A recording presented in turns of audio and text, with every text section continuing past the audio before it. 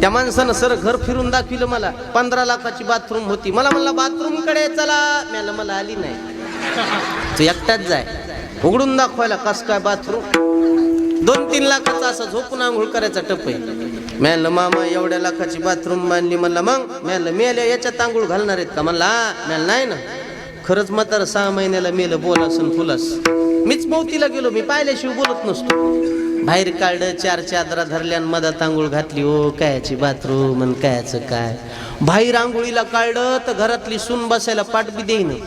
सून म्हणाली माय बाटण्यातात का काय. मवा बब्या त्याच्या बसून जेवत. इमानदारीनं सांगा बसलेले माणसं बंगला कोण बांधला होता. कोण बांधला. म्हाताऱ्यानंच. आणि त्याला मेले आंघोळीला बसायला पाठ देणं त्याला सून म्हणतात. काय म्हणतात तुम्हाला भेव वाटायले का. त्याला सून म्हणतात. काय म्हणतात हायता का सुना. सुना म्हणतात. मग ह्या मेल्याला कोण आणलं ग. ज्या बाईला सून नाही तिला लय हौस असते. कायची सुनाची. माया डोळ्याचे देखत आणायची म्हणती. माय मोले मात्र व्हाले. माया डोळ्याचे देखत आणायची. अन्न आण आण आण.